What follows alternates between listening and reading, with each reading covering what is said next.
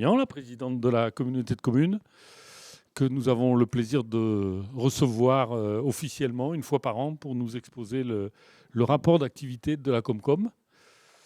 Voilà, un petit mot sur les dates. C'est toujours un peu gênant parce que c'est le rapport d'activité de 2021. Donc c'est un petit peu décalé. On essaiera l'année prochaine de faire un peu plus tôt parce qu'il est en général, il sort au mois d'octobre, fin septembre, octobre. Et du coup, c'est vrai là, c'est un peu décalé, c'est un peu réchauffé, mais c'est important, nous semble-t-il, d'en parler tous ensemble. Je vais faire l'appel. Patrice Benoît, Magali Buisson, Nadia Nelson, donc elle a donné procuration à Patrice Benoît, Christian Bussat présent, Alain Chauville, Vincent Domas, Valérie Debarbieux, Bernard Delpal a donné pouvoir à Marie-Madeleine Leclerc, Marc Hébrard, Laurence Girard, Jacques Glaise, Vanessa Huguenin, qui n'est pas là, Sylvain Jean, Marie-Madeleine Leclerc, Annie Liagre, qui a donné pouvoir à Jacques Glaise, Christophe Mancini, Nicole Marcel, Marion Martin, Geneviève Morenas-Morin, Nathalie Paulin a donné pouvoir à Sylvain Jean, Camille Perrin, pas de nouvelles, absente, Frédéric Sten et Arnaud Thévenot, pas de nouvelles, il doit arriver. On attend avant de marquer absent. Est-ce qu'Internet est revenu ? Tu enregistres ? Bon. Qui est-ce qui veut être secrétaire de séance ? Geneviève ? Super, merci.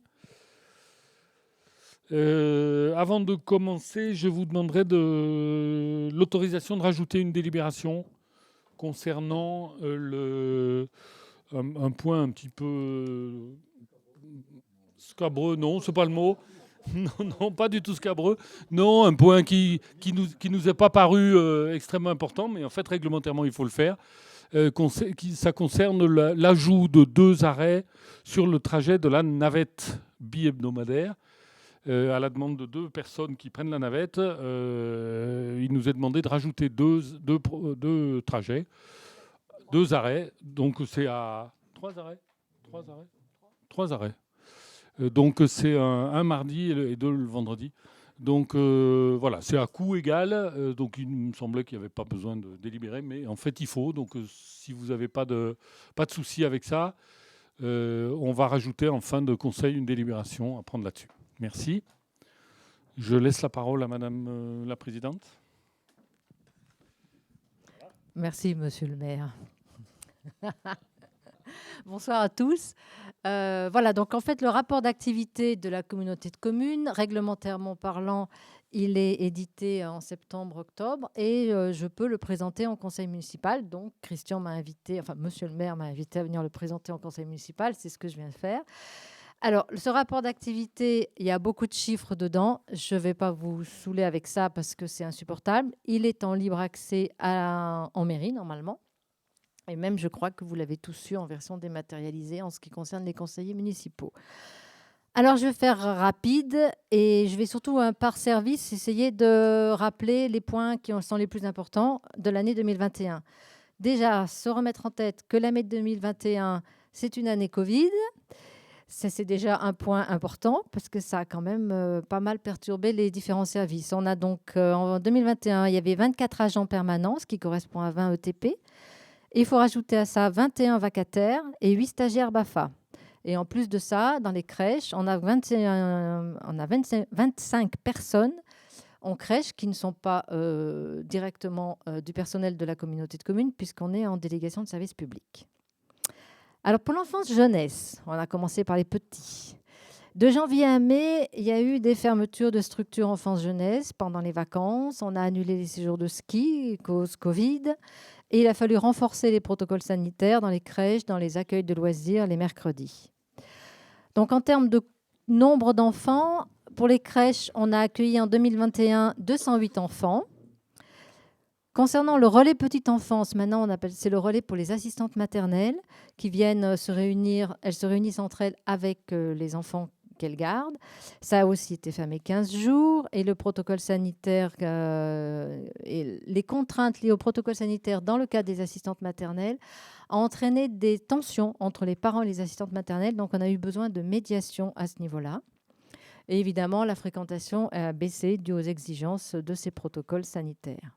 Concernant le lieu d'accueil parents-enfants, donc c'est les familles qui viennent avec leurs enfants de moins de 4 ans pour discuter s'il y a des soucis, pour échanger. Eh bien, malgré la restriction, on a quand même accueilli 56 familles et 57 enfants. Et concernant l'accueil de loisirs de la ferme Saint-Paul, on n'a eu que 249 enfants, ça descend un petit peu, enfin, c'était moins important que d'habitude pour la ferme Saint-Paul et 107 à Bordeaux. Voilà, toujours, il y avait les ateliers, les sorties qui étaient en lien avec notre fil conducteur, à savoir le défi climat. On a essayé de mettre ça en place dès 2021, à savoir donc réfléchir à toutes les actions qui vont dans le sens de la transition écologique et transition énergétique. Donc, j'enchaîne avec le défi climat. Donc, le premier point, c'est mettre en place des actions pour la rénovation énergétique des logements des propriétaires bailleurs et ou des propriétaires occupants. Merci Geneviève. Et donc, on délègue à une structure qui s'appelle Solia, sur laquelle les habitants vont prendre contact pour cette rénovation énergétique. Et donc, cette structure, c'est Solia. Il y a eu 33 logements visités et 22 dossiers de demande de subvention pour la rénovation énergétique et ou l'adaptation au logement. Quand on vieillit, il faut adapter son logement et donc ça fait partie des aides possibles. Ensuite, le deuxième gros point de l'année 2021, c'est la réflexion autour de la loi orientation et mobilité.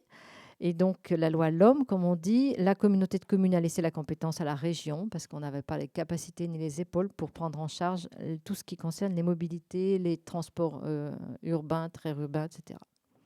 On a mis en place l'aide à l'achat à vélo électrique et organisé un groupe de travail sur la mobilité pour réfléchir au début du schéma directeur cyclable. Ça paraît déjà loin. Voilà. Concernant le tourisme, on a mis en place une borne tactile à la Bégude de Mazingues suite à la fermeture de l'office de tourisme, du local de l'office de tourisme de la Bégude. Après, on a eu un changement de direction à l'OT, bien évidemment. Et on a mis en place un dispositif Flux-Vision. C'est un observatoire du tourisme qui permet d'apprécier les flux touristiques sur nos territoires, enfin sur tous les territoires si on s'abonne à ce genre de choses. Et en même temps, donc, des éditions habituelles des documentations et des mises à jour. Et on a sorti le topo de la Drôme Pro à pied. Concernant la Maison de la Céramique, il y a eu donc en 2021 la Biennale de la Maison de la Céramique entre juin et elle a été aussi, cette maison, bien perturbée pour les ouvertures au niveau des expositions et du musée. Et donc, je glisse doucement que la prochaine Biennale, c'est cette année puisqu'on est en 2023. Au niveau culture, grosse perturbation aussi au niveau de la CTEAC, c'est-à-dire la Convention territoriale de l'enseignement artistique et culturel. On avait le collectif Faune qui était là à ce moment-là. On a pu quand même avoir une résidence d'une autrice, Karima El Karaz, de la Comédie de Valence, et qui a entraîné, après plusieurs contacts avec des ateliers, avec les enfants les plus jeunes ou des seniors, on a eu quand même mis en place d'un spectacle à Soupières.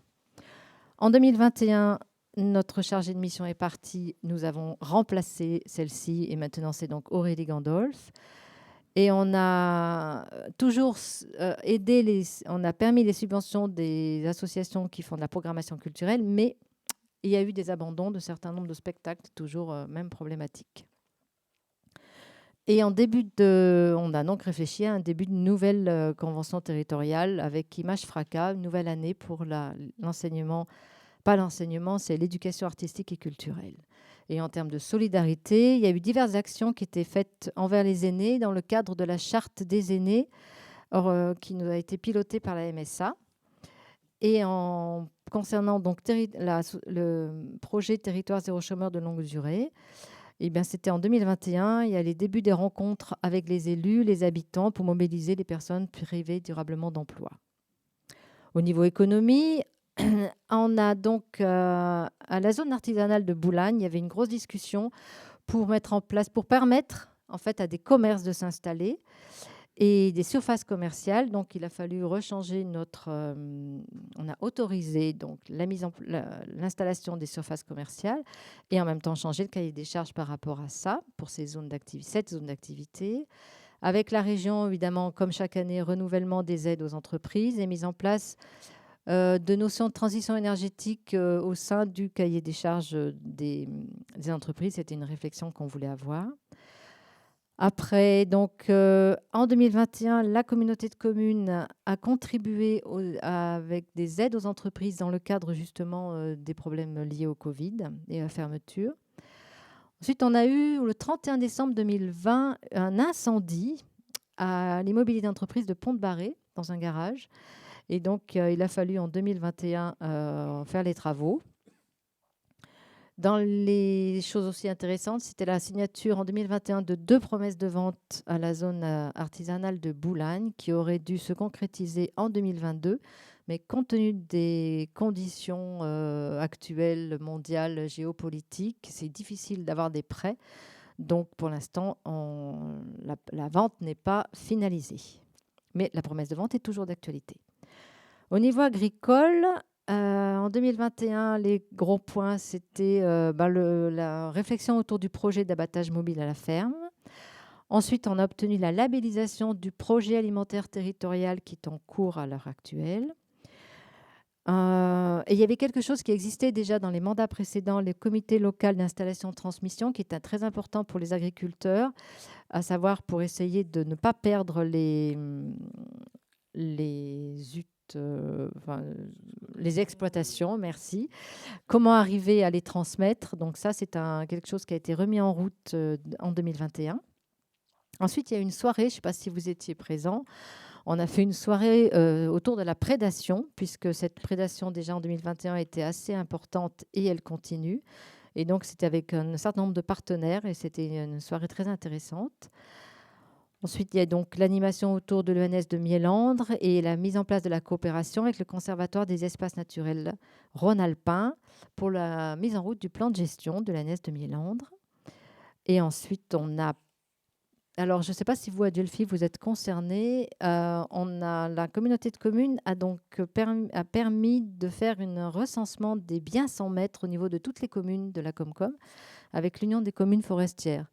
Et donc, il y a un certain nombre de biens sans maître qui sont répartis sur notre territoire et les communes pourraient les récupérer sur des parcelles. Non, en général, c'est des parcelles vides, naturelles ou espaces naturels. Voilà, et au niveau de la gestion des cours d'eau, on est toujours en gestion à travers 2 syndicats, le Roubion-Jabron et le Lez. Et il y a eu évidemment des travaux de restauration au niveau de ces cours d'eau, comme chaque année.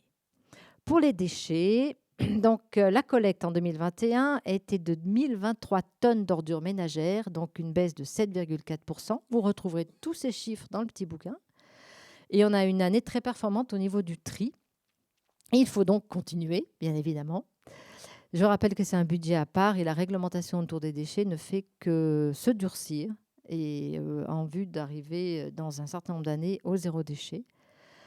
Donc 2021, c'était le paramétrage de la redevance incitative et les factures qui ont démarré. Ça paraît loin maintenant parce que c'est déjà en place. Au niveau de l'été, bien évidemment, la brigade verte avec un test de ramassage des biodéchets dans l'hypercentre de Dieulefit. On n'a pas renouvelé pour l'instant. Et il y a eu la formation des guides composteurs. Et au niveau des 2 plateformes de dépôt des végétaux pour les professionnels, on a récupéré 100 tonnes de compost qui étaient réparties au sein de la population et 600 tonnes qui ont été récupérées par les agriculteurs. Ça ne baisse pas en moyenne. Et enfin, concernant le programme LEADER, donc c'est l'argent qui vient de l'Europe, une enveloppe au départ, donc ça fait depuis 2017, il était une enveloppe de 2 200 000 € qui était à destination des entreprises, des associations et ou des collectivités pour mettre des projets avec l'aide des aides européennes. Et au 31 décembre 2021, il y avait 73% de l'enveloppe était programmée et 57% étaient payés. Et depuis, bien évidemment, il faut savoir que ce programme est terminé fin 2022. On met en programmation jusqu'au mois de juin 2023. Et il faudrait qu'on ait à peu près financé, au moins payé 2024, mais ça peut continuer à payer jusqu'en 2025. Et pour terminer, donc, qu'est-ce qu'on a fait en 2021? On a écrit sur la demande de l'État un contrat de rénovation et de transition écologique. Ça a été écrit et demandé, attendu par l'État, le fameux CRTE. Tout le monde en a entendu parler autour de cette table.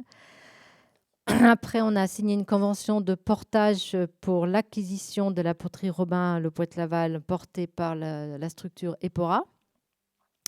Simplement pour information, donc pour l'instant, on est au point mort puisque M. Robin, entre-temps, est décédé. On a mutualisé avec les communes un contrat pour les vérifications électriques réglementaires parce que c'est une obligation et on a essayé de négocier pour les tarifs en faisant une mutualisation. Donc ça n'a pas trop mal marché, je pense. Enfin, nous, les AU, ça a marché. Donc j'espère que vous aussi. Et concernant différents bâtiments, on a pas mal de bâtiments. Donc il y a eu différents travaux sur les crèches, etc. Et surtout, en 2021, on a recommencé une réflexion sur les travaux du KM et sur le bâtiment de la communauté de communes, avec évidemment, dans le cadre des défis climat, de penser une rénovation énergétique qui soit et opérationnelle le plus vite possible. Mais tout ça, ça a pris beaucoup de temps derrière.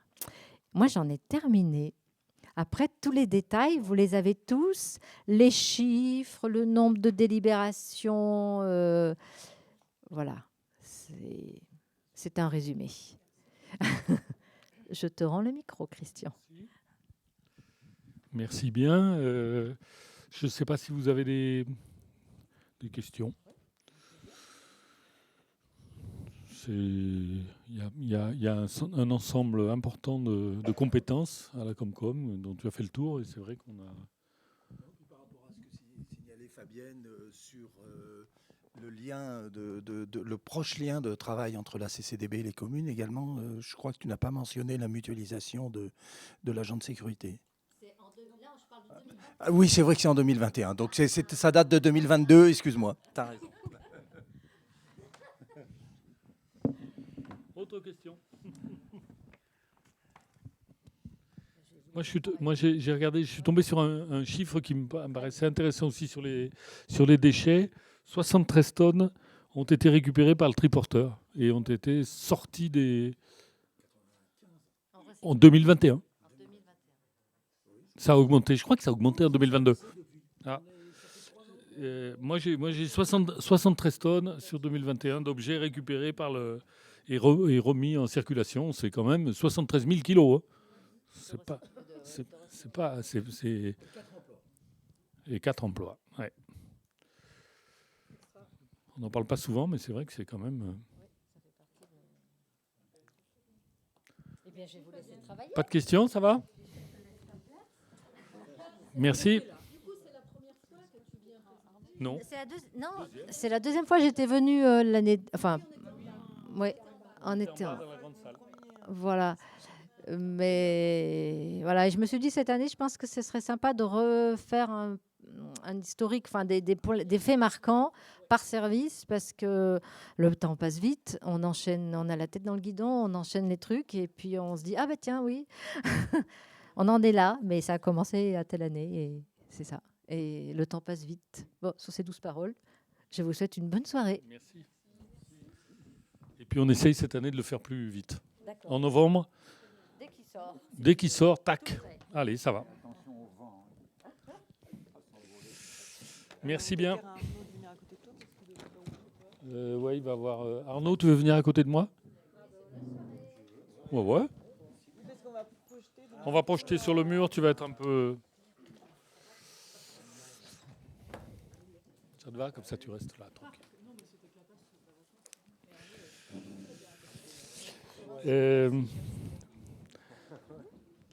Le premier point concerne l'approbation du procès-verbal. Est-ce que vous avez des questions sur le procès-verbal du conseil municipal du 12 décembre? Pas de questions? Donc, tout le monde est pour son adoption. Qui est-ce qui est contre? Qui est-ce qui s'abstient? Je vous remercie. Tout le monde, c'est bon. Ensuite, nous allons parler du projet Espace France Service. On avait imaginé de proposer au Lien 26 de venir exposer un petit peu leur projet. Et puis, voilà, ils ont eu un problème d'absence, donc ils n'ont pas pu venir aujourd'hui, mais ils viendront un peu plus tard. On a quand même un certain nombre de choses à vous exposer sur le projet de l'ancienne pharmacie. Jacques, je te laisse la parole. Ça marche ? Oui. Bon. Oui, il s'agit de l'acquisition et de l'aménagement des locaux pour l'association Le Lien 26 et tout particulièrement en liaison avec l'espace France Service. Donc, je rappelle que la commune a acquis les locaux de l'ancienne pharmacie. C'est une partie de l'immeuble. Nous sommes en copropriété avec les propriétaires qui sont au-dessus. Cette acquisition s'est faite via EPORA. Je rappelle que c'est un organisme public régional qui permet aux communes d'acquérir des locaux et de reporter le paiement des locaux à 3 ou 4 ans. Donc, ceci en vue d'installer l'association Le Lien 26. Le projet consiste en l'aménagement des locaux de 100 mètres carrés afin d'accueillir les activités de l'espace France Service, d'espace de vie sociale, dite EVS, et d'espace public numérique, dite espace EPN. À cette occasion, je rappelle que le Lien 26 est agréé pour faire les activités d'espace France Service et fonctionne depuis le 2 janvier dans les locaux où ils sont actuellement. Pour ceux qui n'auraient pas très bien suivi, Espace France Service, c'est un espace dans lequel on peut trouver de l'aide pour remplir ou pour avoir des relations avec toute une série d'administrations qui, malheureusement, nous ont pour la plupart quittés. Il y a la CAF, il y a la CARSAT, il y a etc., les impôts. Il y en a 8, 8 ou 9. Oui. Voilà. Donc, c'est fonctionnel, c'est en fonction depuis le 2. Donc, ces activités, cette activité qui s'ajoute à celle d'espace de vie sociale, qui est en liaison avec la CAF, et d'espace public numérique, oui, où vous pouvez trouver là aussi de l'aide pour tout ce qui peut être numérique, donc sont organisés par l'association Le Lien 26 sur la commune de Dieulefit, et par la suite, par itinérance sur plusieurs communes de la communauté de communes Dieulefit-Bourdeau. Ça a permis la création de 3 emplois depuis le début de l'automne. Le montant de l'opération s'élève à 253 194 € hors taxes. Il se décompose en l'acquisition foncière de 100 000 € qui se fera à travers EPORA, la maîtrise d'œuvre, plus tout ce qui est bureau de contrôle, etc., 17 673 €, les travaux eux-mêmes, 130 807 €, et d'autres dépenses qui sont essentiellement l'assurance, 4 709 €. La commune va donc solliciter les financeurs potentiels. Le plan de financement prévisionnel des recettes est défini comme suit. DETR, 62 298 €. Alors vous allez me dire, mais DETR, des Keizako, quelle faille. C'est la dotation équipements territoriaux ruraux et c'est un service de l'État. Le conseil départemental de la Drôme, 50 639 €. La CAF, Caisse d'allocation familiale, 101 278 €. Et je tiens une nouvelle fois à remercier la CAF pour l'effort vraiment important qu'ils ont fait sur ce sujet. Le montant des subventions sollicitées est donc de 215 215 €, soit 75% de l'opération. Le restant à charge pour la commune serait de 37 979 €. Y a-t-il des questions?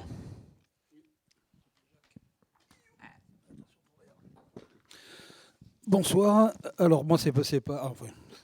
Déjà, on va saluer le fait qu'une telle structure puisse être mise en place sur Liolfi. On connaît l'importance de cette structure et on s'aperçoit très clairement que le fait qu'il n'y ait plus de trésor public, etc., c'est un gros manque. Donc, on salue cette action. Alors, par contre, on a bien compris que Liolfi était porteur du projet. En fait, la ville de Liolfi était porteur du projet. Et ma question est la suivante, est-ce que la communauté de communes, parce que je vois que c'est le reste à charge et pour la commune, est-ce que ça ne pourrait pas être cofinancé par la communauté de communes?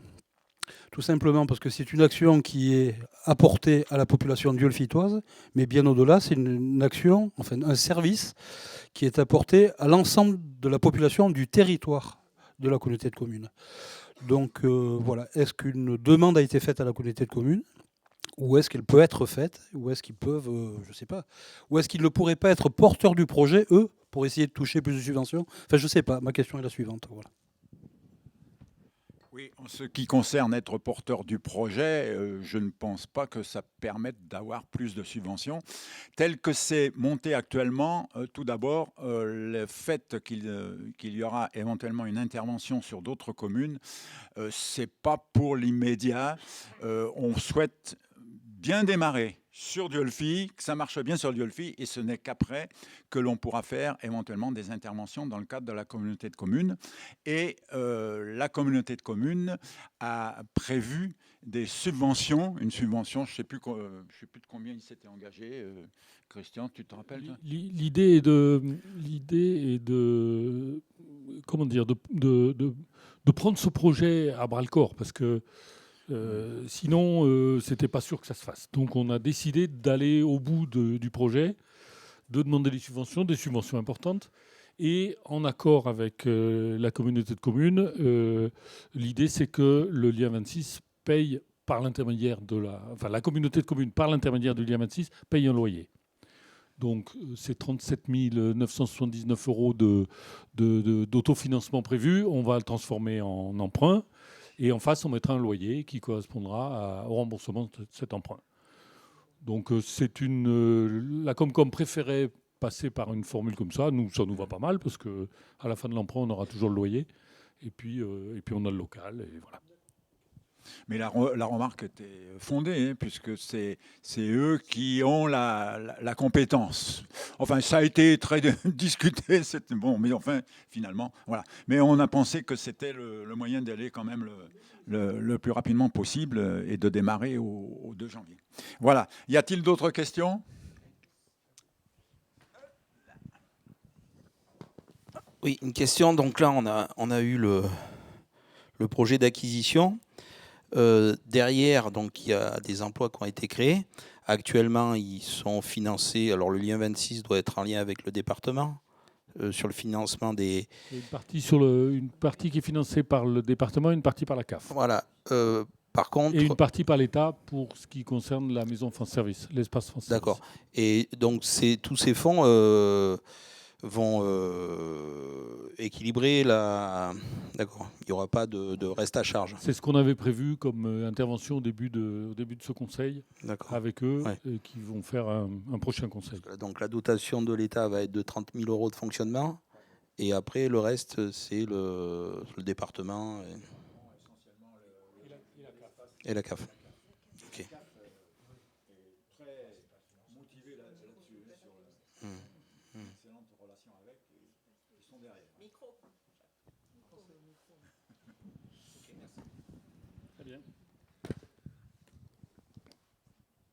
Y a-t-il d'autres questions?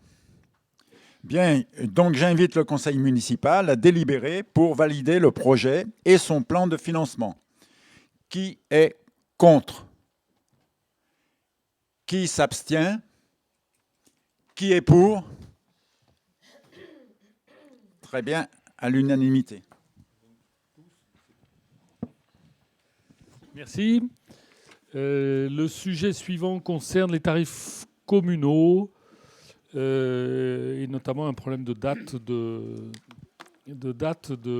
d'application du tarif de la cantine et puis un certain nombre de clarifications qu'on a dû apporter sur les tarifs. Donc le premier problème concerne le coût de la création des 4 catégories au lieu de 3 pour les tarifs de la cantine, puisque je vous rappelle que le tarif de la cantine, il y avait trois niveaux de quotient familial qui déterminaient le prix qu'on allait payer à la cantine, et que de 3 niveaux, on en a passé à 4, et qu'en particulier, le tarif à 1 euro était élargi pour des gens qui gagnaient un petit peu plus que ce qui était prévu. Le temps de mise en place a été un petit peu plus long que prévu, et donc je vous demande de voter sur une modification qui fait que l'application de cette délibération ne peut être faite qu'à partir du 1er février. Voilà, il a fallu notamment changer ce qui concerne le logiciel qui permet aux parents de s'inscrire pour la cantine. On pensait que 1er janvier, ce serait possible. Ça n'a pas été possible, donc ce sera le 1er février. Donc on voulait vous demander de voter là-dessus. Et ensuite, sur un certain nombre de tarifs, on voulait éclaircir les choses, parce qu'on s'est rendu compte qu'il y avait des choses qui n'étaient pas tout à fait claires. La première concerne les 50 € qu'on demande aux entreprises pour l'occupation du domaine public, et notamment donc, ces 50 € qui concernent l'ouverture de dossier. En fait, cette ouverture de dossier, ces 50 € correspondent à un état des lieux de notre agent qui s'en occupe, Ludovic Berge, et qui se déplace sur les lieux pour vérifier que les choses sont faites normalement. Donc on a rajouté cette phrase « état des lieux si nécessaire ». C'est une phrase qui existait les années d'avant, et ça s'est un petit peu égaré il n'y avait pas marqué « si nécessaire », c'est ça. La deuxième chose concerne la location de matériel. Là aussi, c'était écrit chaque année, gratuit pour les associations diolfitoises, et là, ça s'est perdu. Le matériel de la commune est bien gratuit pour les associations diolfitoises. Donc on le rajoute proprement, c'est ce qui est en jaune, en haut à droite. Pour le podium bâché, et on supprime du coup location de matériel pour associations et collectivités de la CCDB, parce que c'est plus compliqué, il y a aussi des particuliers qui louent. Pour le podium bâché, on ne fait plus de transport, parce qu'en fait, on n'a plus fait de transport depuis des années. Donc, c'est l'allocation alors il n'y a plus non plus sur le territoire de la CCDB, l'allocation du podium bâché pour 3 jours, c'est 600 €. L'allocation pour les collectivités et associations du territoire de la CCDB, c'est 200 € par jour. Voilà qui est bien précisé. Ce n'était pas très clair. Ce qui concerne les praticables, en fait, en parlant un petit peu plus complètement avec Ludovic Berge, on s'est rendu compte que les praticables, on les louait jamais, ni aux particuliers, ni aux collectivités, ni aux associations de la CCDB. Donc on enlève ces 3 lignes concernant 50 € pour le module pour les particuliers et 5 € pour le module pour les collectivités ou les associations de la CCDB. Les tables et les bancs, là aussi, il y a eu un peu de flottement. La table pour les particuliers, c'est 4 €. La table pour les collectivités et associations du territoire de la CCDB, c'est 2 €. On est toujours dans le cadre de location de matériel gratuit pour les associations diolfitoises. C'est ABCDE. Le banc pour les particuliers, c'est 2 €. Pour les collectivités et associations du territoire de la CCDB, c'est 1 €. Les chaises pour les particuliers, c'est 1 €. Et pour les collectivités et associations du territoire de la CCDB, c'est 0,60 €. Est-ce que c'est plus clair? La location de salle, on rappelle que c'est gratuit pour les associations de diolfi.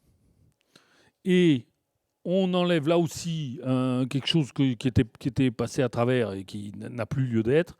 La salle de motricité sans cuisine limitée à 80 personnes est réservée aux associations, 120 € par jour, 60 € la demi-journée. En fait, on la loue pas, cette salle de motricité. En plus, elle est complètement sur le flanc, donc on ne risque pas de la louer cette année.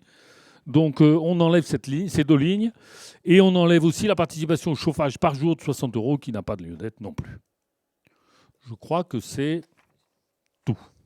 Voilà. Alors évidemment, c'est pas la halle. Pour les Oui. les salles. Donc on parle gratuit pour les associations diolfitoises, hors halle, puisque sur l'espace culturel de la halle, il y a eu un tableau spécifique qu'on a voté précédemment. C'est ça. Ça, c'est le. Oui, c'est le. C'est le chapitre location de salle. Et le chapitre suivant, c'est location de la halle, de l'espace culturel de la halle. Donc là, c'est voir tableau la halle. Ça va. Qui reste identique. Qui reste identique à ce qu'on a voté là, Voilà. il y a un mois, avec notamment une remarque de Patrice qui disait que c'était décalé. Voilà, on avait changé ce chiffre. Est-ce que vous avez des questions sur ces petites précisions? No question. C'est de plus en plus clair. Mais on enlève quelques lignes. C'est quand même, on supprime quelques lignes. Et voilà, ces tableaux, il faudrait peut-être trouver une forme un peu différente. Mais enfin, voilà. S'il n'y a pas de questions, qui est-ce qui est pour? Qui est-ce qui s'abstient? Et donc, je pense que personne n'est contre. Merci. On va s'expliquer sur nos abstentions. C'est pour rester dans la logique. Hein. On s'est abstenu lors du vote des tarifs. Donc forcément, on reste dans notre logique. Voilà. C'est pas pour embêter.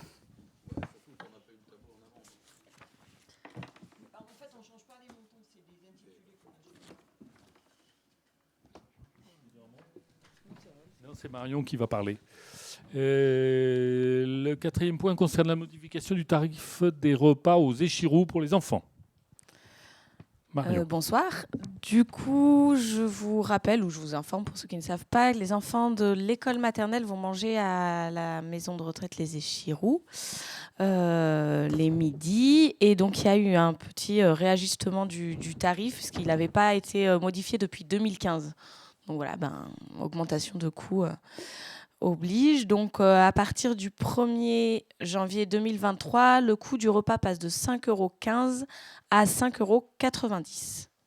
Voilà. Et pour préciser, il y a environ 35 enfants qui mangent le midi là-bas, en moyenne. Est-ce que vous avez des questions? Très bien. Alors, est-ce que quelqu'un est contre? Est-ce que quelqu'un s'abstient? Je vous remercie. Oui, bon.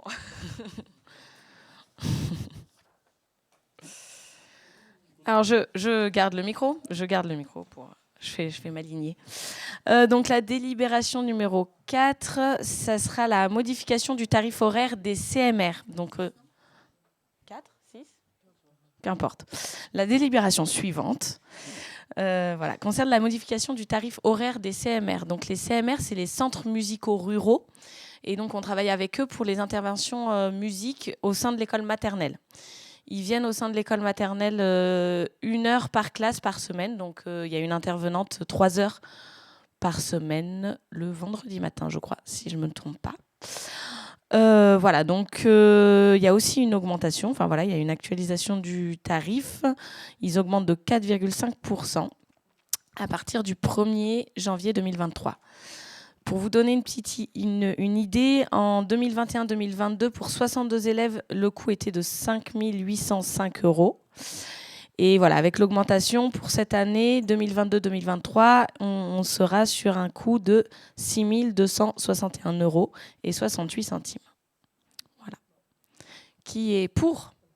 Enfin, je ne vais pas me demander les questions. Vous avez des questions? On n'a pas le choix.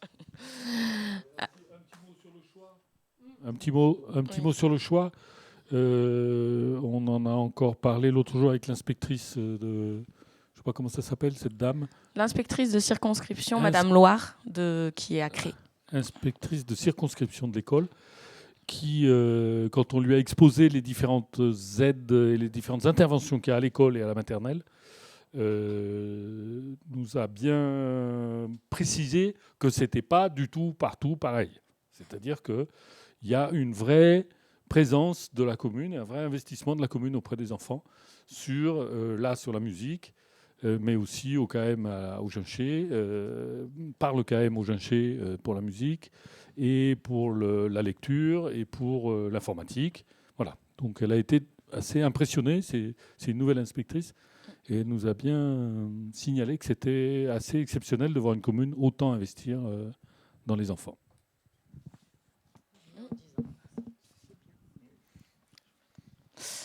Merci. Du coup, je vais vous inviter à voter, s'il vous plaît. Donc, je vais changer un peu. Qui est pour ? Je vous remercie. Allez, continue. Je continue. Je garde encore le micro. Donc cette fois-ci, on va passer sur un autre sujet. Donc on passe des écoles aux ressources humaines.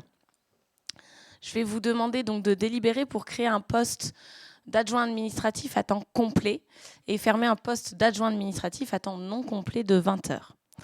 Donc pour rappel, voilà, de toute façon, dès qu'il y a une modification du tableau des effectifs, on doit le délibérer en conseil municipal. Donc ce poste non complet à 20 heures, c'est un poste qu'on avait créé en 2022 pour compléter les missions de l'Office du tourisme. Donc c'est une personne qui fait un mi-temps à l'Office du tourisme en tant que conseillère en séjour et qui fait 2h30 donc par semaine de secrétariat à la mairie. Voilà. Voilà, donc la personne à l'accueil part à la retraite. Notre Marie-Claude s'en va, malheureusement. Mais bon, elle a bien le droit. Et c'est tant mieux pour elle. Et donc, il s'est avéré qu'on s'est posé la question de comment on remplaçait ce poste. Et nous est venue cette idée de faire un demi-temps à la place d'un temps plein. Ce qui permet déjà pour Karine, qui est sur ce poste à 20h, d'accéder à un poste à temps complet. Et ce qui permet pour l'accueil d'avoir 3 personnes pour faire un samedi sur 3 plutôt qu'un samedi sur 2, pour pallier quand il y a des absences. C'est quand même beaucoup plus confortable, parce que là, quand il y a des absences, elle se retrouve toute seule des fois pendant 15 jours, et c'est quand même très lourd. Voilà, donc on a proposé donc, à Karine, qui, si elle voulait bien faire ce mi-temps à l'accueil, elle a accepté. Donc aujourd'hui, je vais vous demander de délibérer pour qu'on puisse ouvrir ce poste à temps plein. Donc où elle continuera à faire un mi-temps à l'Office du tourisme et où elle sera un mi-temps comme agent d'accueil à la mairie. Voilà. Et du coup, pour ça, il faut qu'on supprime son poste à 20h qui n'aura plus lieu d'être. Voilà. Juste un petit mot complémentaire, c'est que cette dame bénéficie d'un emploi aidé, donc ça nous permet, en plus de conserver cet emploi, je crois qu'il est aidé à 45% par l'État jusqu'à la fin de l'année. Donc, voilà. Oui. Allez-y. Alors, une question sur ces postes. Donc, on va embaucher quand même une personne qui va remplacer Marie en temps complet. Alors, du coup, il y aura un deuxième mi-temps. Il y aura quand même les 35 heures qui seront complétées. Donc, d'un 35 heures, on fait deux mi-temps. 2 mi-temps. Donc, il y aura une personne supplémentaire à mi-temps. C'est ça. Et qu'il n'y aura que ce mi-temps. Tout à fait. Et vous pensez qu'on va trouver quelqu'un ? Oui. D'accord. OK pour ça. Et ma deuxième question, alors c'est parce que donc on ouvrira un poste à mi-temps et on fermera le poste de à plein temps. Je viens des fois le samedi matin et j'ai été surpris qu'il n'y ait qu'une personne dans la mairie. Je pense que ce n'est pas réglementaire pour des questions de sécurité. Si cette personne est, on ne va pas dire attaquée, mais malmenée par quelqu'un, ou si elle vient à chuter quelque part ou un malaise, je pense qu'on n'est pas dans les règles. Est-ce que vous partagez ce sentiment ? C'est une très bonne question. Après, moi, d'expérience, pour avoir été à ce poste-là, j'étais toujours toute seule le samedi. Mais est-ce que c'est réglementaire ? Après, niveau du côté de la réglementation, c'est une très bonne question et il va falloir qu'on se renseigne. Oui, on va regarder, on va creuser. Je pense quand même qu'il y a un paquet de communes dans lesquelles il y a une secrétaire de mairie qui est toute seule. Je suis d'accord. Je veux dire, monsieur le maire, s'il y a un pépin, c'est vous qui êtes responsable. Non, mais je suis d'accord. Je vais bientôt aller à Menton à la fête aux citrons. Je peux vous ramener des oranges si vous voulez. Je compte sur toi. Alors, je pense que c'est important de savoir. Juste une petite précision, le mi-temps qui avait été créé pour l'Office de tourisme, c'était pour Oui. que l'Office de tourisme de Dieulefit conserve sa classification. Tout à fait. Voilà le pourquoi de... Oui, ah oui, merci premier mi-temps. de Voilà. revenir sur l'historique. Effectivement, je n'avais pas précisé. Merci. Eh bien, s'il n'y a plus de questions, je vais vous inviter à délibérer. Qui est contre? Qui s'abstient? Je vous remercie. C'est encore moi, mais c'est la dernière cette C'est une fois. bonne Après, soirée pour moi. Je suis après, assez tranquille. je rends le micro.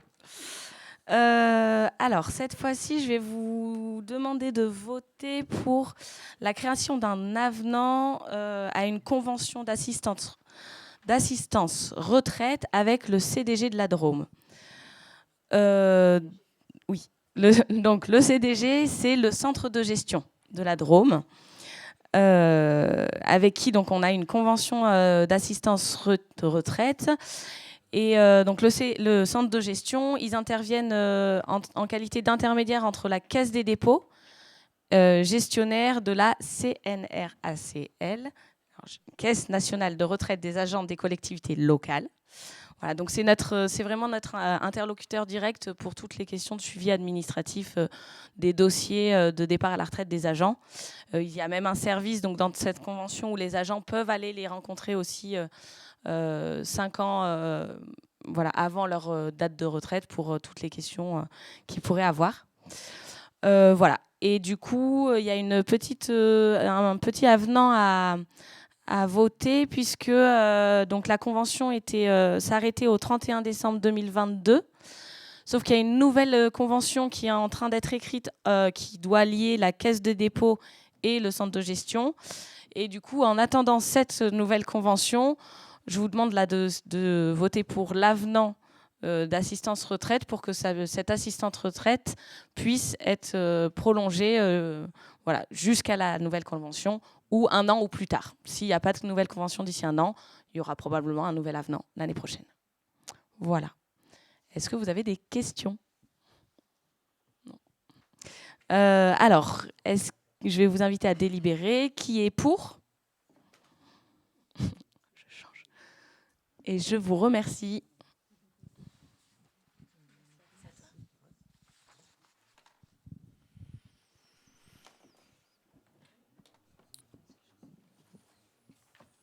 Je pense qu'on va passer à la délibération numéro 7. Juste. Ok, donc je vous présente la délibération qui concerne le renouvellement d'une convention d'utilisation de nos équipements sportifs pour la pratique de l'EPS au collège. Et donc, c'est le département qui finance la pratique de l'EPS au collège et donc l'utilisation de nos équipements. Il y a une modification à la fois des tarifs, au regard notamment de l'augmentation de l'énergie et d'un prolongement de la convention d'une durée de 3 à 5 ans. Les tarifs, donc, je vous donne les montants d'évolution, c'est convenu avec le département. Hein. Les terrains de plein air, c'est 2,30 € par heure d'occupation et ça reste inchangé. Les salles de plus de 500 mètres carrés, c'est le gymnase, ça passe de 14 € à 15,40 €. Les autres salles de moins de 500 mètres carrés, ça passe de 6 € à 7,70 €. Et le coût de la piscine, toujours en tarif horaire, ça passe de 30 € à 38 €. Voilà, pour information, on a 1276,5 heures d'utilisation annuelle. En tout cas, je crois que c'est en 2022. Et ce qui représente un total donc versé par le département de 9 500 € au profit de notre commune. Voilà, je vous demande, est-ce qu'il y a des questions? Ok, je mets au vote donc qui est pour que nous recevions cet argent dans le cadre de cette nouvelle convention. Merci. Qui est contre? Qui s'abstient? Merci. Merci.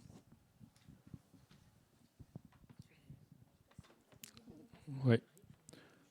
Donc maintenant, on va parler donc de cette délib supplémentaire sur la navette, sur l'avenant à la navette. Je laisse la parole à Geneviève. Alors, une petite précision par rapport à ce que Christian a annoncé en début de conseil. Donc, cet avenant à la convention entre la commune et les Ocargines pour 3 arrêts supplémentaires. Le circuit de la navette du mardi avec un arrêt supplémentaire à la Poste et le circuit de la navette du vendredi avec un arrêt supplémentaire place des Tilleuls et un arrêt supplémentaire à Notre-Dame-de-la-Cale, devant le cimetière. Voilà. C'est juste ça. Comme l'a dit Christian, ça ne nous coûtera pas plus cher. C'est au même tarif. Et c'est des arrêts qu'on avait déjà envisagés pour quand on va élargir la navette, élargir le trajet de la navette. Voilà. Ça rentre dans le trajet qui est prévu, mais qui n'est pas encore finalisé. Est-ce que vous avez des questions, Marie-Mad? Oui, Geneviève, il me semble qu'à une réunion l'année dernière, quand on avait envisagé ces arrêts supplémentaires, on en avait mis un au numéro, enfin, vers chez toi, Claude, la descente des Rouvières. Là, il y a une zone qui est assez habitée et on avait mis un arrêt supplémentaire qui ne pose pas de frais supplémentaires, si tu veux, c'est juste sur le chemin. Oui, mais ça, c'est par rapport au nouveau trajet. Tu veux, là, c'est vraiment, ça dessert vraiment. Là, c'est à la demande de personnes spécifiques qui avaient vraiment besoin de pouvoir s'arrêter à la Poste et de pouvoir après repartir de la place des Tilleuls. Est-ce à dire que cet arrêt va quand même se faire à cet endroit-là ou pas? Oui, celui dont tu parles. Oui. Oui, il se fera quand on va élargir le circuit. Bien sûr, okay. Bien sûr, c'est tout à Parce fait que j'en convenu. avais parlé aux habitants donc du plateau des Rouvières. Donc ça fait 1 an et demi qu'ils attendent cet arrêt. Oui, je sais, mais c'est très compliqué mais à mettre en simplement place. comme j'en Mais, entends pas parler oui, là, tout à fait. je te mais pose non, la parce question. que c'est pas le même sujet. Si tu veux, là, ça sera dans l'élargissement du circuit de la navette. Et effectivement, on s'arrêtera une fois de plus sur une fois supplémentaire, un arrêt supplémentaire sur le chemin des Rouvières. Très bien, merci. Voilà. Est-ce qu'il y a d'autres questions? Pas d'autres questions? Donc nous allons délibérer. Qui est pour cet avenant à la Convention? Eh bien, je vous remercie à l'unanimité. Parfait. Je vais vous parler donc des décisions que j'ai prises depuis le dernier conseil municipal. La numéro 62 qui concerne une commande pour la réfection d'une chapelle abandonnée dans le cimetière destinée à la création d'un 2e ossuaire, parce que le premier ne peut plus faire son office, auprès de l'entreprise Technibat pour un montant de 7 542,70 €. La décision numéro 63 du 6 décembre, virement de crédit numéro 5. On avait besoin d'un peu plus d'argent pour le personnel non titulaire, puisqu'il y a eu des augmentations qui n'étaient pas forcément toutes prévisibles quand on a monté le budget. Et donc, on avait un petit matelas avec des dépenses imprévues. Et donc, j'ai décidé un virement de crédit des dépenses imprévues sur le compte personnel non titulaire de 42 602 €. La décision 64, la demande de subvention pour le projet de regroupement des 2 écoles et de rénovation thermique. Donc, on a demandé la modique somme de 3 597 670 pour un autofinancement de la commune de 893 738.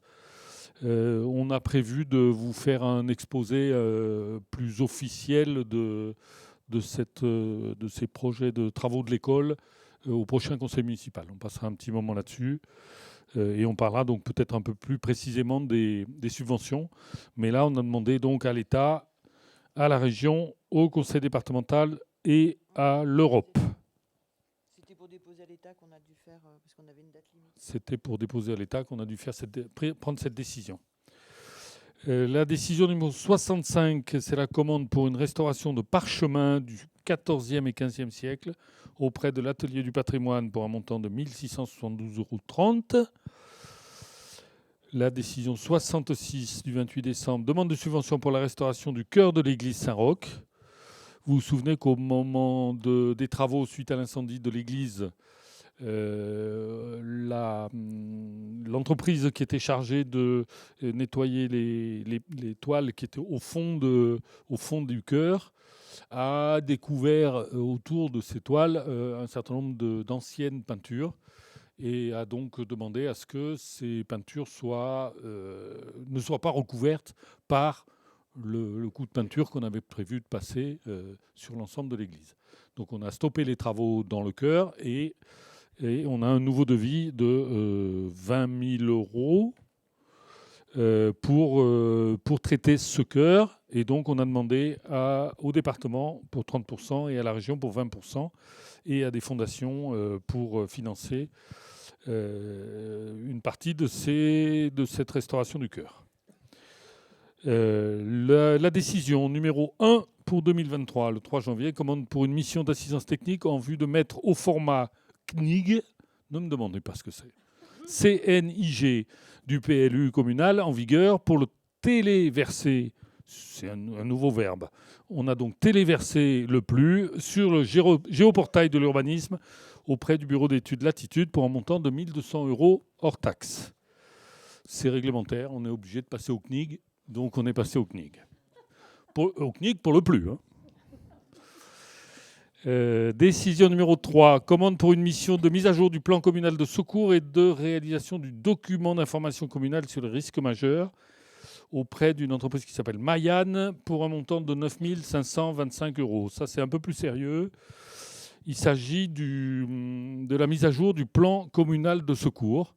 Les communes ont l'obligation de tenir un plan à jour qui précise les opérations en cas de...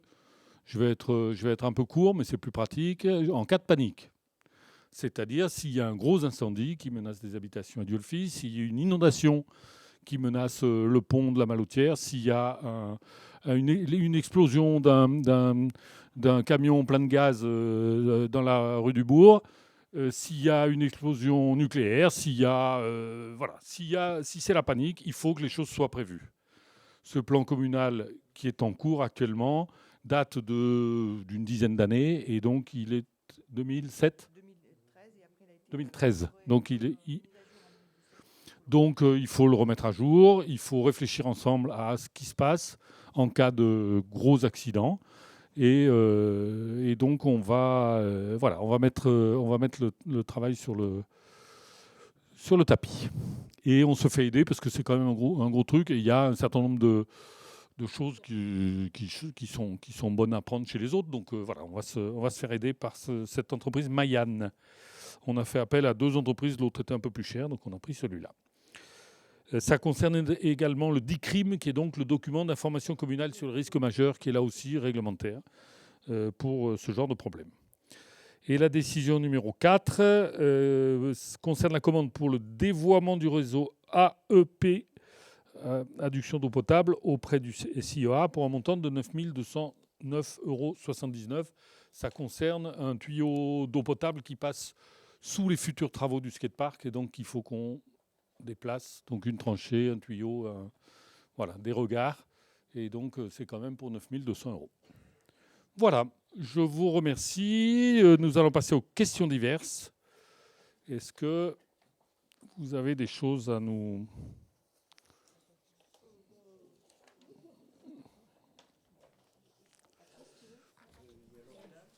Je peux ? Honneur aux dames. Bonsoir à tous.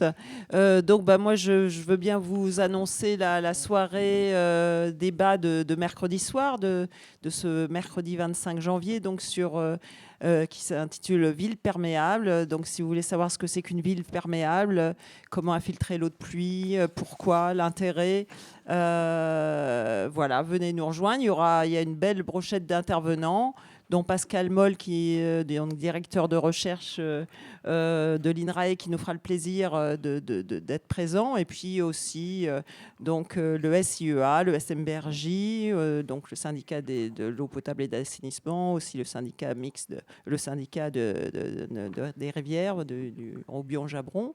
Et puis également notre directeur, notre responsable des services techniques et notre élu au cadre de vie. Donc venez nombreux. Et si vous voulez en profiter, la halle sera à nouveau ouverte sur l'exposition donc de ce jeune naturaliste qui a installé ses œuvres. Donc voilà, ça sera ouvert de 17h à 20h aussi, l'entrée de la halle, il y a son exposition. Voilà, une mise en lumière de la nature. Voilà. Mercredi à 18h. La soirée, je te remercie Christian, la soirée c'est à 18h, donc avec une partie donc de conférence de Pascal Moll, ensuite une table ronde avec tous les intervenants et un temps de questions-réponses évidemment. Et sans doute un petit pot à la fin, si ça peut motiver les troupes.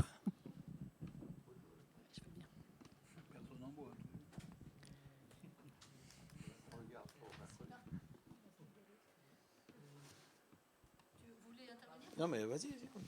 Alors, moi, je voulais juste vous inviter, pour ceux qui cherchent un emploi, c'est plutôt comme ça qu'il faudrait que je le dise, au petit déjeuner de l'emploi que nous organisons avec la mission locale et Pôle emploi pour les demandeurs d'emploi avec des entreprises du territoire.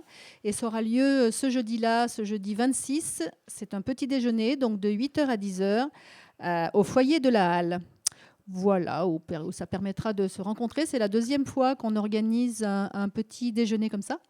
Après le forum des collégiens qui a très bien fonctionné au mois de novembre et d'autres forums de l'emploi qu'on avait fait avant, cette formule est vraiment très appréciée par tout le monde parce qu'elle est courte et en même temps très percutante.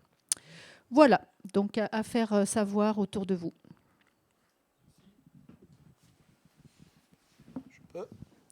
Alors, je suis désolé, je vais revenir sur les ressources humaines. J'ai oublié de poser une question sur le tuilage parce que comme on ne sait pas si vous avez trouvé quelqu'un, entre le tuilage pour transférer les compétences ou je sais pas, la formation en interne avec Marie, comment ça va se procéder ça c'est un peu technique quand même parce qu'il y a toutes les pièces d'identité, etc. Je ne sais pas si non. Oui. Du coup, Karine, déjà, commence le 1er février. Marie-Claude part le 7 ou le 10, du coup on sait pas. Bon, dans ces eaux-là, en tout cas. Donc, il y aura une grosse semaine avec Marie-Claude. Et après, l'autre deuxième mi-temps, non, nous ne l'avons pas trouvé encore. Donc, effectivement, il y aura après un autre tuilage. Voilà. Virginie toutes ses compétences et s'il faut, ça a déjà été vu avec elle, il y aura des heures supplémentaires ou des heures complémentaires pour celles qui sont à mi-temps et pour Virginie aussi pour qu'il y ait un vrai temps de transmission. Après, une deuxième question aussi sur toujours les ressources humaines, c'est la police municipale, pardon. On a notre Kevin donc qui va partir. Qu'est-ce qu'on dit hein, vous regardez pas tous, qu'est-ce qu'on dit? Christian, je te laisse répondre. Qu'est-ce qu'on dit? Ça tombe en même temps assez bien qu'on ait embauché une nouvelle policière, parce que sinon on serait vraiment en difficulté. Mais est-ce qu'elle est vraiment policière actuellement? Attends, j'arrive. Ne sois pas si gourmand. Ça tombe bien pour le tuilage, ça tombe bien pour le passage de relais. Bon.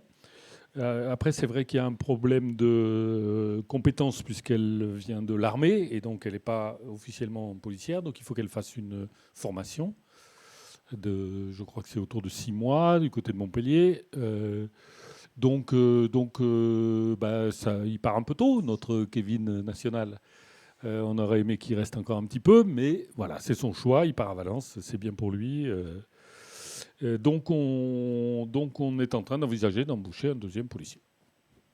D'une façon ou d'une autre, sur Diolfi, il faudrait 2 personnes et demie pour que ça fonctionne bien. En tout cas, 1,5, en tout cas peut-être 2. Il y a des histoires d'astreinte, etc. C'est ça, de congés. Il y a quand même beaucoup d'animations et de festivals et de choses. De missions. Et puis de missions, afin de surveillance. On est bien conscient du problème. Ça va être tendu, un peu. Ça va être tendu. Un peu tendu. Bon, d'accord. Ouais. Et dernière chose, je reviens sur l'histoire de la restauration de l'église. Bon, vous avez fait des demandes de subvention là, pour cette fresque-là. La DRAC, elle ne peut pas intervenir là-dessus? La DRAC n'intervient que sur les choses, les objets inscrits. Ah oui, d'accord. Ce qui n'est pas le cas du chœur. Oui. Allez, pour ma part, 2 petites bricoles. La première, à l'heure où on parle de la retraite à 64 ans, j'ai lu dans le bulletin municipal que notre ami Guy, qui a quelques mois de plus que moi, est déjà à la retraite à 58. Donc, oui, c'est noté comme ça. Départ à la retraite, ouais. Donc, voilà. Mais il a bien de la chance. Ouais, si tel est le cas, il a bien de la chance. On aimerait bien. Hein. Mais il n'est pas là. Il n'est pas là. Non, mais il y en avait. Enfin, plein de personnes nous ont dit tiens, Guy, quand même, il a. Voilà. Bon, jaloux. Bon, bah, désolé. Jaloux. Peut-être un peu jaloux quand même aussi. Ouais. Voilà. J'ai pas relu ce passage, désolé, effectivement. Et ensuite, par contre, là, j'ai un regret quand même. Je vous avais demandé lors d'un conseil municipal, il y a 3 conseils municipaux, de bien vouloir noter quelques mots sur un ancien personnel de la commune qui nous a quittés, en l'occurrence Madame Brandel, de bien vouloir mettre un petit mot dans le bulletin municipal. C'est la moindre des choses que de remercier quelque part les gens qui ont œuvré pour la collectivité et au moins avoir un petit... y penser un petit peu, donc essayer de ne plus oublier ce genre de choses. Voilà. Okay. Merci. Tu as raison. Tu veux dire un mot, Jacques ? Oui, moi je voulais dire un mot, tout simplement. L'ours, dont je suis l'attaché de presse, m'a fait savoir qu'il allait sortir de sa tanière de Fanjouan. Alors, seuls les initiés savent où est sa tanière à Fanjouan. Il déambulera à Place Châteaurat et rue du Bourg avec ses musiciens pour le plus grand plaisir des enfants, aussi des parents et même des grands-parents. Alors, il compte sur vous pour faire circuler l'information et pour animer sa sortie qui aura lieu mercredi 1er février, dit mercredi 1er février, à la tombée de la nuit. Parce que vers 18h, parce que si jamais il voyait son ombre, il rentre dans sa tanière et l'hiver va durer 40 jours de plus. Alors, on le fait sortir donc quand même quand déjà la nuit est arrivée. Voilà. Alors, toujours en matière d'animation, culture. Alors, rendez-vous Place Châteaurat, comme habituellement.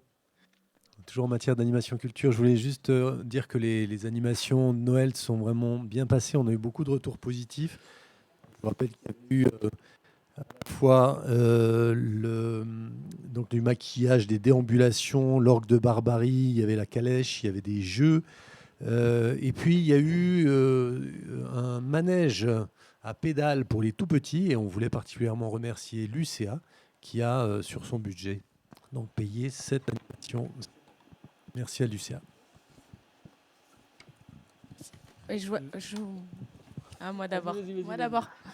Moi, je voulais vous inviter aussi encore à un autre rendez-vous. Donc, Christian a dit un mot tout à l'heure sur le projet de l'école. Donc, avant le prochain conseil municipal, il y aura une réunion publique à la Halle le vendredi 3 mars à 18h30 où on va vraiment... présenter le projet, c'est une réunion d'information. On fera le bilan sur cette dernière année, comment on a travaillé avec le groupe de travail. On présentera les plans. On parlera de qu'est-ce qui va se passer pendant les travaux pour les enfants. Et puis on parlera budget aussi, bien sûr. Voilà. Est-ce que vous avez d'autres annonces ? Ah oui, en fait, j'ai oublié. Il ne faut pas que j'oublie quand même.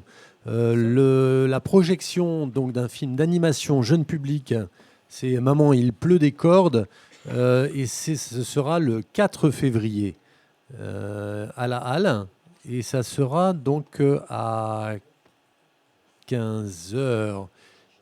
Ce sera à 15h. Je vous rappelle que, je vérifie juste l'horaire. C'est ça, c'est 15h puisque c'est adressé aux plus petits. Maman, il pleut des cordes, un film d'animation.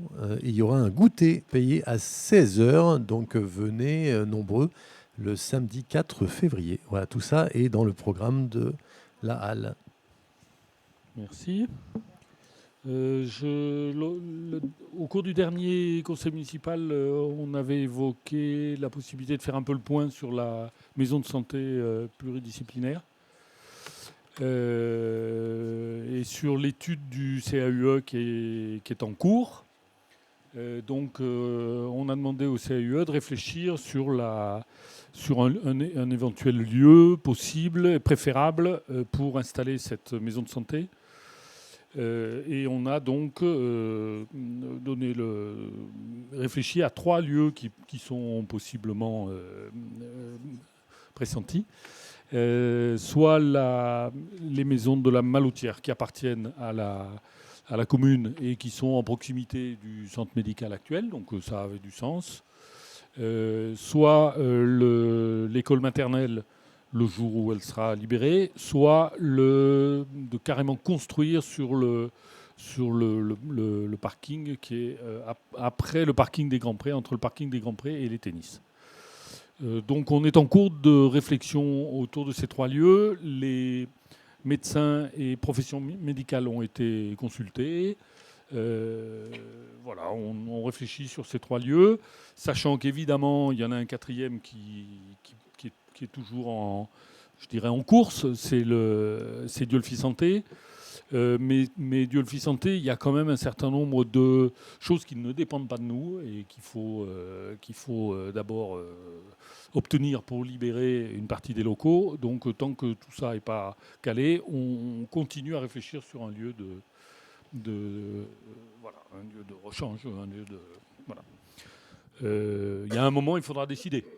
Mais enfin, en attendant, on se laisse toutes les portes ouvertes parce que c'est quand même quelque chose qui est important pour nous tous de pouvoir retrouver des médecins, de rajeunir les équipes. Et ça passe par l'installation d'une maison de santé. Donc voilà, on y travaille. Et une petite précision, à leur demande, on invite dorénavant les pompiers à participer à ces travaux, parce que c'est vrai qu'ils peuvent avoir parfois des choses à dire. En particulier, lorsque nous sommes allés visiter à Saint-Jean-en-Royans, on nous a fait remarquer que l'ascenseur ne permettait pas de rentrer un brancard. Voilà, des choses comme ça. Donc voilà, les pompiers donc, seront invités dorénavant. Je voulais vous dire encore 2 choses avant de donner la parole au public. Je voulais remercier les bénévoles et les élus qui ont participé à 2 moments importants ce week-end. D'abord les vœux du maire, et c'est vrai que tout le monde a un peu participé. Je pense à certains d'entre vous, et c'était bien parce que ça s'est bien passé. Et puis le goûter des anciens, où là aussi beaucoup d'élus autour de la table ont participé, et je voulais les remercier, et l'ensemble des bénévoles, notamment du CCAS, qui ont fait un gros boulot. Le CCAS est une organisation qui fonctionne bien, où il y a vraiment un bel échange entre les différentes associations liées à la solidarité à Diolfi. Et voilà, je voulais dire un petit remerciement officiel. Et puis je voulais vous dire qu'il y a les 2 prochains conseils municipaux sont calés. Donc c'est le 13 mars et le 3 avril. Le 13 mars, on parlera de l'école, donc du projet de l'école un peu plus précisément. Et puis on votera le compte administratif de la commune, puisqu'on aura les chiffres définitifs de 2022. Et le 3 avril, on votera le budget prévisionnel de 2023. Voilà. Merci. Je lève la séance du conseil municipal. Je vous remercie. Et je passe la parole au public, toujours assez nombreux. C'est toujours un vrai plaisir de vous voir réunis fidèlement. Donc, si vous avez des questions, n'hésitez pas.